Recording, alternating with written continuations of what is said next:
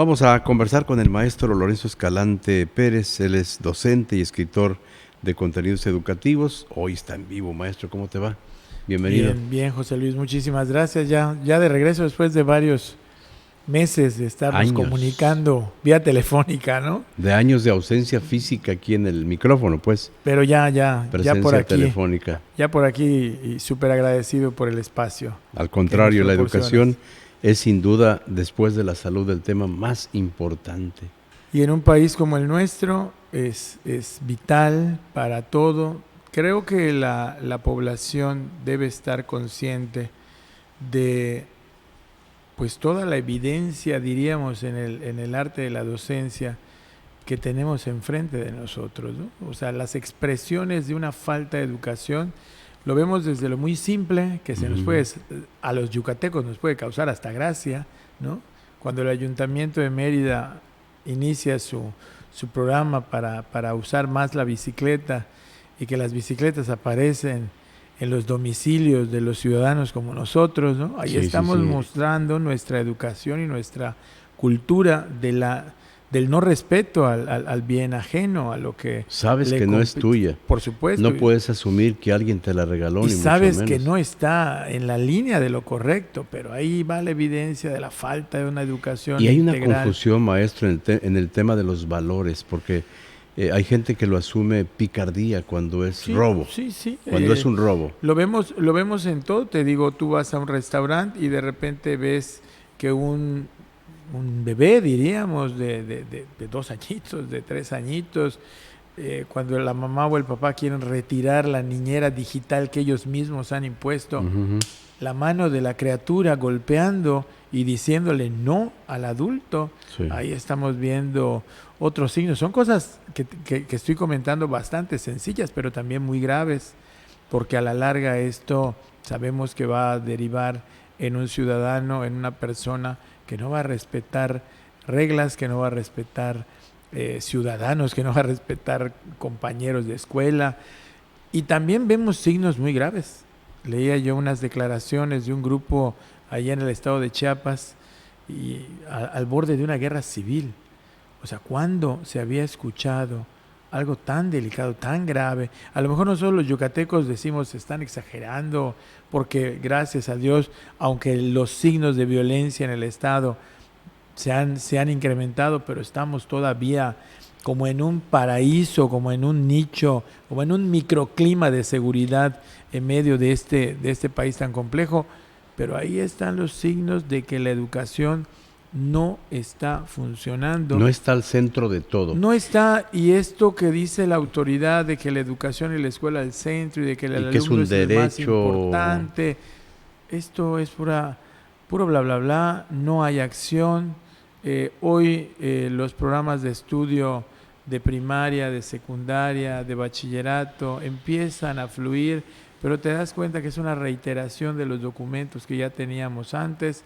El pasado lunes nos publica la Subsecretaría de Educación Media Superior Federal los programas para primer semestre que van a entrar en vigor en agosto. Imagínate, o sea, casi en junio para lo que se va a poner en marcha en el mes de agosto. Sobre todo con un cambio. Pero total, completo. Y otra vez se observa que le dicen al docente, resuelva usted lo que necesita su comunidad. Está capacitado para eso. Resuelva usted lo que es necesario para sus estudiantes. Tome las decisiones usted. Y eso no es lo que necesita nuestro país.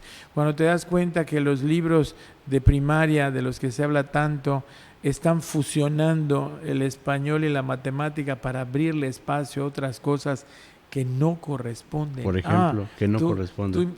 Imagínate, yo le voy a hablar al niño de resolver un problema del cuidado del agua. Vamos a cuidar el agua porque tú consumes mucha agua en tu casa, porque desperdicias mucha agua en tu casa, por ejemplo, por dar una referencia. Y el niño de primaria dice, ¿cuánta?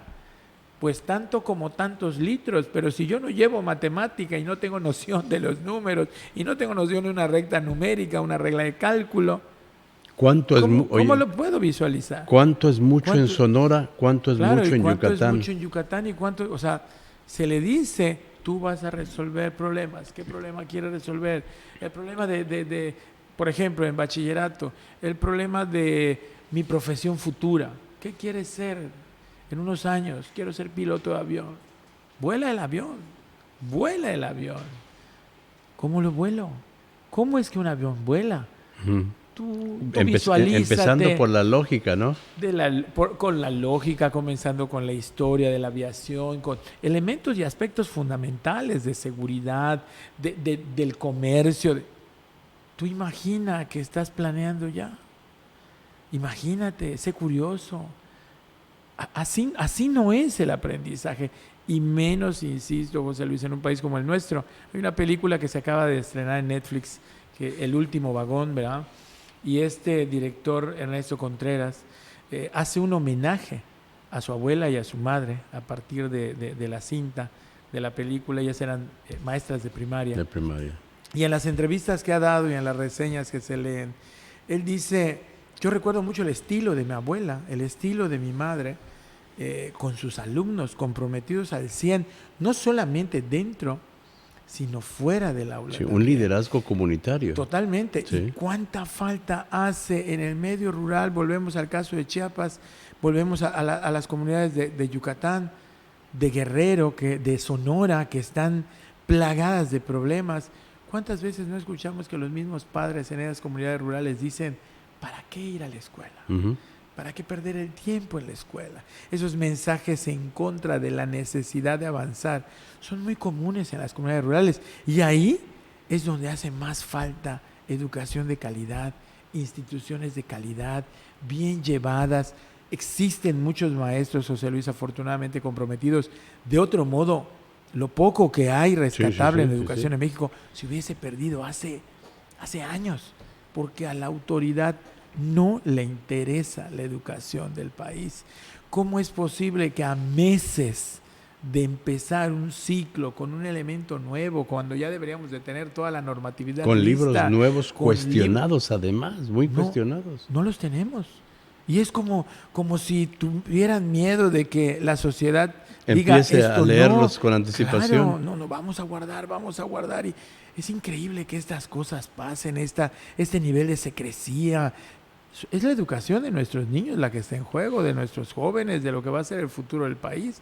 Entonces tú imagina que ya desde pequeñitos les vamos a enseñar un lenguaje que no corresponde a la edad de ellos, que los vamos a confundir con señales, que ellos no tendrían por qué confundirse. Si yo le digo al niño, oye, la terminación del verbo en indicativo, en subjuntivo, en infinitivo, según la gramática es esta y esta. Oye, o que puedes llevar falda o pantalón, según tú quieras. Bueno, o sea, eso... No, es que ¿qué necesidad había de introducir un elemento distractor? No es Nadie lo estaba pidiendo. No es necesario. Cuando a un niño de primer año de primaria le dices, pareces niño, pareces, pero no necesariamente lo eres. ¿Qué necesidad hay?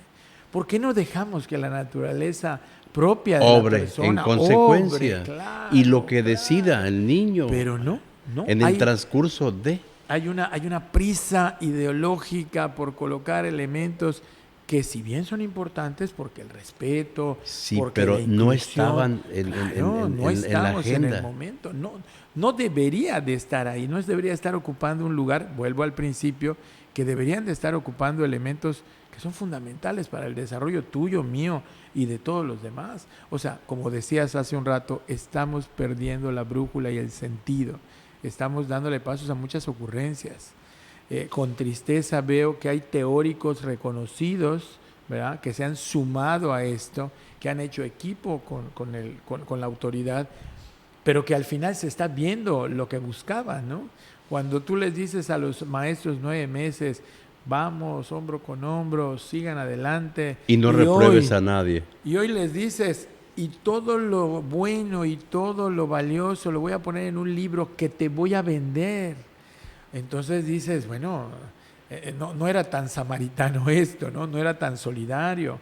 Al final había una intención, una oportunidad de hacer negocio con esto. La educación. Que no sería malo cobrar, porque todos necesitamos ganar y todos necesitamos generar riqueza, pero siempre y cuando el muchacho, el joven, el niño vaya para adelante y O en sea, un futuro ¿se van tenga a las vender mismas los posibilidades. libros como guías? No, los libros que estos autores, que estos Ok, teóricos de los están, sí. están ya orientando a todo el país Sí. y entonces están causando confusión.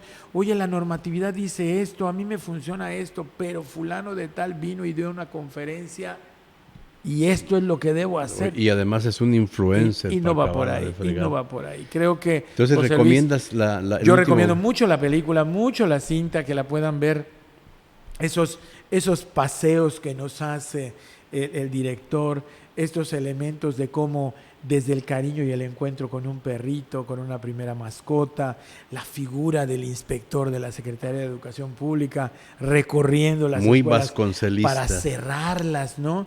Como si nos dijeran, este apoyo a las escuelas no es necesario o esto otro tampoco. Es una realidad de México muy bien fotografiada, muy bien representada en la película y yo creo que viéndola bien es un homenaje a aquellos docentes que mantienen viva la esperanza de una educación mexicana de calidad. Y de llegar hasta el último Claro. rincón para rescatar a ese niño del olvido. Porque ahí es donde tiene que llegar. En primer lugar, la educación, como le dicen hoy en la normatividad, es educación de excelencia que puede hacer y que estoy convencido que puede lograr un cambio en nuestra nación para bien. Ven más seguido, maestro Lorenzo Escalante. Gracias. Nos vemos aquí el jueves en vivo. Es el maestro Lorenzo Escalante, él es escritor de contenidos educativos.